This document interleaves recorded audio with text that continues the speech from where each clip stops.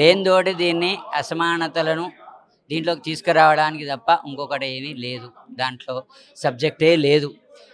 ఎప్పుడో జరిగినటువంటి విషయాలను మాటి మాటికి రుద్ది ఇప్పుడు లేని దాన్ని సమాజం మీద ఆపాదించి రుద్ది ఈ యొక్క వివక్ష తీసుకురావడానికి ప్రధాన కారకుడు అవుతున్నారు.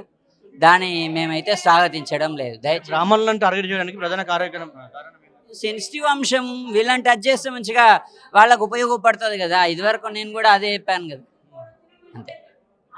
అంటే బ్రాహ్మణుల గురించి రిజర్వేషన్ల గురించి కూడా మాట్లాడడం జరిగింది. దాని గురించి రిజర్వేషన్లు సార్ ఒకటి గుర్తుపెట్టుకోండి, 80 ఏళ్ల తర్వాత కూడా మాకు లేదు, పరిస్థితి అనుకూలం లేదు. ఈరోజు బిలో పావర్టీ లైన్ కంటే తక్కువగా ఉన్నారు. మరి వాళ్ళకు కూడా రిజర్వేషన్ కావాలి కదా. కనీసం చదువుకోలేని పరిస్థితి కదా, కనీసం చదువుకునే అవకాశం అన్నా రిజర్వేషన్ ద్వారా కల్పించాలని కోరుకుంటున్నాను.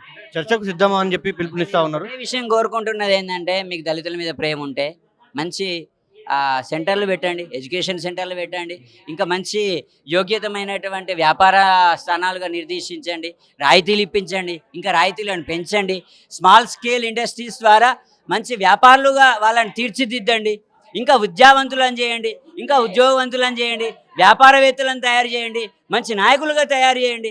ఇంకా ఎన్ని రోజులండి కులం పేరు చెప్పి పాపం గడుపుకునేది? మీరే ఆలోచన. పూజల విషయంలో కూడా మీరు పూజ అంటున్నాం సార్, టీటీడీలో వేద పాఠశాల ఉన్నది, దళితులకు కూడా వేదం నేర్పిస్తున్నారు. మీరు రాణిస్తలేరు, మీరు పంపియండి, నేర్చుకుంటారు. ఒక 12 ఏళ్ళు వేదం నేర్చుకుని మంచిగా వస్తారు కదా.